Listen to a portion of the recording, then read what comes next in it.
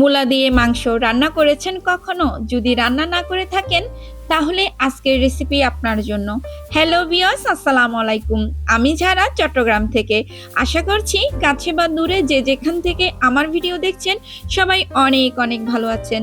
আজ আপনাদের সাথে শেয়ার করব চট্টগ্রামের ভীষণ জনপ্রিয় একটা খাবার, মূলা দিয়ে মাংস। অনেকেই আছেন বিভিন্ন কারণে মূলার তরকারি খেতে পছন্দ করেন না, তবে সঠিক নিয়মে যদি এই মূলার তরকারি রান্না করেন তাহলে কথা দিচ্ছি খেয়ে কখনোই ভুলবেন না। আমি চেষ্টা করেছি একদম ঘরোয়া স্টাইলে চট্টগ্রামের দারুণ মজার এই খাবারটা আপনাদের সামনে প্রেজেন্ট করতে। আই হোপ রেসিপিটি আপনাদের ভালো লাগবে, আর রেসিপি ভালো লাগলে লাইক কমেন্ট শেয়ার করতে ভুলবেন না। সেই সাথে আরও মজার মজার ঘরোয়া রান্না দেখতে আমার চ্যানেলটি সাবস্ক্রাইব করে পাশে থাকবেন। তাহলে কথা না বাড়িয়ে চলুন মূল রেসিপিতে চলে যাই। শীতের শেষের দিকে বাজারে এই ধরনের বড় মূলা পাওয়া যায়, আর এই বড় সাইজের মূলা দিয়েই মাংস রান্না করা হয়। তাই আমি এখানে দুইটা বড় সাইজের মূলা নিয়েছি। ওজনের দিক থেকে 1.5 কেজির মতো হবে। আর মূলাটাকে খোসা ছাড়িয়ে কিউব করে বড় বড় করে কেটে নিয়েছি। তারপর নিয়েছি 1.5 কেজির মতো হাড়সহ গরুর মাংস। অবশ্যই এটা হাড়সহ নেওয়ার চেষ্টা করবেন। পিওর গরুর মাংস দিয়ে মূলা রান্না করলে খেতে ভালো লাগে না। গরু বা খাসির মাংস আমরা সাধারণত পেঁয়াজ, রসুন, আদা বা অন্যান্য মশলা দিয়ে মাখিয়ে তারপরে রান্না করি, তবে চট্টগ্রামের এই রান্নাটা একটু ভিন্ন। এইখানে আগে প্রথমে মশলা কষাতে হয়, তারপরে কষানো মশলাতে মাংস কষাতে হয়। তাই আমি একটা কড়াইতে দিয়ে দিচ্ছি হাফ কাপ রান্না করা রেগুলার তেল, 2টা তেজপাতা দিয়ে দিচ্ছি, আর সেই সাথে দিয়ে দিচ্ছি দারচিনির স্টিক মাঝারি সাইজের 3টা। তারপর দিয়ে দিচ্ছি 6টা এলাচ। এলাচের মুখগুলো কেটে দিয়েছি, এতে করে খুব সুন্দর একটা এলাচের ফ্লেভার পাওয়া যাবে। আর দিয়ে দিচ্ছি লবঙ্গ, এখানে 8টা লবঙ্গ আছে। দিয়ে দিচ্ছি গোলমরিচ, গোলমরিচও আমি 8টা দিয়েছি। এবার মশলাগুলোকে তেলে ভেজে নেব। মশলা থেকে যখন খুব সুন্দর অ্যারোমা বের হয়ে আসবে তখন দিয়ে দিব 1 কাপ পেঁয়াজ কুচি। এখন আবারও মশলার সাথে পেঁয়াজটাকে তেলে ভেজে নেব।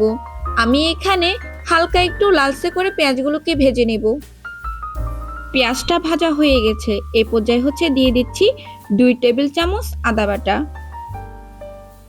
আর দিয়ে দিচ্ছি 2 টেবিল চামচ রসুন বাটা। এই রান্নাটা করার ক্ষেত্রে আদা রসুন বাটাটা একটু বেশি করে ব্যবহার করতে হয়। তারপর দিয়ে দিচ্ছি 1.5 টেবিল চামচ জিরে বাটা। যে কোনো মাংস রান্না করলে যদি বাটা মশলা ব্যবহার করা হয় তাহলে কিন্তু আলাদা একটা টেস্ট বেড়ে যায়। তাই সবসময় বাটা মশলা দিয়ে রান্নাটা করার চেষ্টা করবেন। এখন বাটা মশলাগুলোকে তেলে ভেজে নিব। আমি এখানে প্রায় 2 মিনিটের মতো মশলাগুলো তেলে ভেজে নিচ্ছি। মশলা কষানো অথবা ভাজা যেটাই করেন না কেন, এই পর্যায়ে চুলার হিটটা অবশ্যই মিডিয়াম করে রাখবেন, না হলে কিন্তু মশলাটা পুড়ে যাওয়ার সম্ভাবনা থাকবে। তো আপনি যতটা সময় নিয়ে মশলাগুলোকে ভেজে নেবেন ততই কিন্তু খাবারের টেস্টটা পাবেন আর ফ্লেভারটাও ভালো পাবেন। আমি এখানে মশলাটাকে খুব ভালো করে ভেজে নিয়েছি। এ পর্যায়ে গুঁড়ো মশলা অ্যাড করে দিব। তার আগে দিয়ে দিচ্ছি হাফ কাপের মতো পানি। বাটা মশলা ভাজার পর অনেকটাই ড্রাই হয়ে যায়, তাই গুঁড়ো মশলা অ্যাড করার আগে সামান্য পানি দিয়ে অ্যাড করবেন, তাহলে কিন্তু গুঁড়ো মশলা পুড়ে যাবে না। আর মশলা পুড়ে গেলে তরকারি কালারটা দেখতে ভালো লাগে না। দিয়ে দিচ্ছি 1 টেবিল চামচ হলুদের গুঁড়ি আর 1.5 টেবিল চামচ মরিচের গুঁড়ি। ঝাল যে যেভাবে খান সেভাবে অ্যাডজাস্ট করে দিবেন। তারপর দিয়ে দিচ্ছি 1 টেবিল চামচ ধনিয়া গুঁড়ি, আর দিয়ে দিচ্ছি 1 টেবিল চামচ রাঁধুনি গরুর মাংসের মশলা। এটা অপশনাল, যদি হাতের কাছে থাকে তাহলে দিবেন, না থাকলে কোনো প্রবলেম নাই, আর দিলে কিন্তু খেতে ভালো লাগে। এবার মশলাগুলোকে অনবরত নেড়েচেড়ে 5 মিনিটের মতো কষিয়ে নিব। মশলাটা যত ভালোভাবে কষাতে পারবেন ঠিক খাবারের টেস্টও তত ভালো পাবেন। এখন দিয়ে দিচ্ছি হাফ কাপ পানি। পানি দিয়ে আবারও নেড়েচেড়ে ঢাকনা দিয়ে ঢেকে চুলার হিটটা একদম কমিয়ে 5 মিনিট কষিয়ে নিব। 5 মিনিট পর আমাদের এখানে মশলাটা খুব ভালোভাবে কষানো হয়ে গেছে। দেখতেই পাচ্ছেন তেলটা কতটা উপরে চলে এসেছে। তো মশলাটা যখন খুব ভালো করে কষানো হয়ে গেছে, এ পর্যায়ে দিয়ে দিব এখানে গরুর মাংস। এখানে আমি গরুর মাংসগুলোকে মিডিয়াম কাট করে কেটে নিয়েছি। আপনারা চাইলে আরো ছোট বড় করে নিতে পারেন। আর এক রেসিপিতে খাসির মাংস দিয়েও রান্না করা যাবে। এবার মাংসগুলোকে মশলার সাথে খুব ভালোভাবে নেড়েচেড়ে মিশিয়ে নিব। মাংসটা মশলার সাথে মিশানো হয়ে গেলে দিয়ে দিচ্ছি 1 কাপ পানি। এখন আবারও নেড়েচেড়ে ঢাকনা দিয়ে ঢেকে প্রথম 10 মিনিট আমরা চুলার হিট মিডিয়াম করে মাংসটাকে কষিয়ে নিব। 10 মিনিট কষানোর পর মাংস থেকে অনেকটাই পানি বের হয়েছে, আর আমি এই পানি দিয়ে পুরো মাংসটা সিদ্ধ করে নিব। তো এখন দিয়ে দিচ্ছি স্বাদ মতো লবণ। লবণ হচ্ছে যার যার স্বাদ অনুযায়ী অ্যাডজাস্ট করে দিবেন। এখন লবণটা মাংসের সাথে খুব ভালোভাবে নেড়েচেড়ে মিশিয়ে ঢাকনা দিয়ে ঢেকে মাংসটা যতক্ষণ না সিদ্ধ হয় ঠিক ততক্ষণই মাংসটাকে রান্না করে নিব। গরুর মাংস অনেক হার্ড হয়ে থাকে, তাই একটু সময় নিয়ে খুব ভালোভাবে মাংসটাকে সিদ্ধ করে নিতে হবে। আর এখন চুলার আঁচটা একদম বাড়ানো, তাই কিছুক্ষণ পর পর চেক করে দেখতে হবে মাংসটা নিচে লেগে যাচ্ছে কিনা।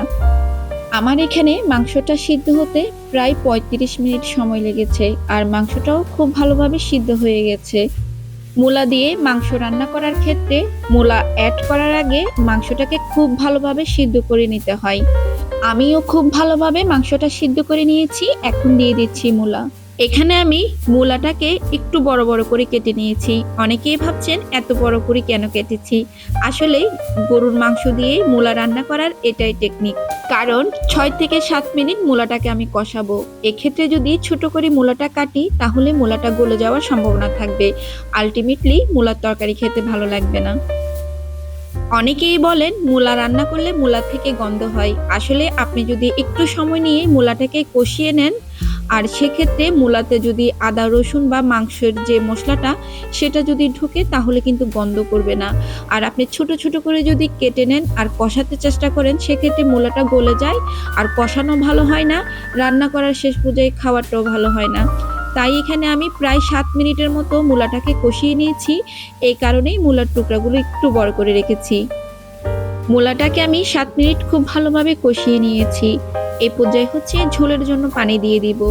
এখানে আমি 4 কাপের মতো পানি দিয়েছি। আপনারা যে যেভাবে ঝোল রাখতে চান ঠিক সেভাবে এই পানিটা দিবেন। তবে এই মূলার তরকারির ঝোল খেতে অনেক ভালো লাগে। আর অবশ্যই এখানে গরম পানি দেওয়ার চেষ্টা করবেন। এখন আবারও নেড়েচেড়ে ঢাকনা দিয়ে ঢেকে 6 থেকে 7 মিনিট রান্না করে নিলেই হয়ে যাবে আমাদের আজকের মূলার তরকারি। অলমোস্ট মূলার তরকারি রান্না করা ডান। দেখে নিশ্চয় বুঝতে পেরেছেন কতটা সিদ্ধ করেছি আমি মূলাটাকে।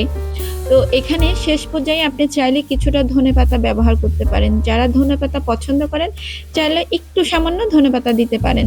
তবে আজকে আমি গরম মশলা অ্যাড করছি সুগন্ধির জন্য, তাই ধনেপাতা ব্যবহার করছি না। দিয়ে দিচ্ছি 1 চা চামচ গরম মশলা। এটা হচ্ছে রাঁধুনি রেডিমিক্স গরম মশলা।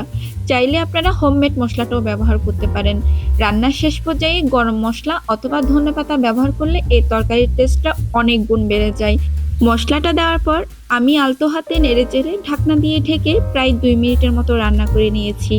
এতে করে মশলার যে ফ্লেভারটা সেটা তরকারির সাথে খুব ভালোভাবে মিশে যাবে। মাশাআল্লাহ, তরকারির কালার দেখে নিশ্চয়ই বুঝতে পেরেছেন তরকারিটা কতটা লোভনীয় হয়েছে। আর আলহামদুলিল্লাহ, এই তরকারি খেতে আমার কাছে অনেক অনেক ভালো লেগেছিল। আপনারা যারা রান্না করে খাবেন তারাই বুঝতে পারবেন এই তরকারিটা কতটা মজার হয়। আশা করি একবার হলেও এই তরকারিটা রান্না করে খাবেন। আর খেতে যদি ভালো না হয় অবশ্যই আমার ভিডিওতে একটা ডিসলাইক করে দিবেন। আর আপনারা কারা কারা এই তরকারি খেয়েছেন অবশ্যই কমেন্টস করে জানাবেন। তো এতক্ষণ আমার ভিডিওর সাথে ধৈর্য সহকারে টাইম স্পেন্ড করার জন্য আপনাদেরকে অনেক অনেক ধন্যবাদ জানাচ্ছি। সবার জন্য অনেক অনেক শুভকামনা রইল। আজকের মতো এখানেই বিদায় নিচ্ছি। দেখা হবে নতুন কোনো রেসিপির সাথে। সে অবধি সবাই ভালো থাকেন, সুস্থ থাকেন। আল্লাহ হাফেজ।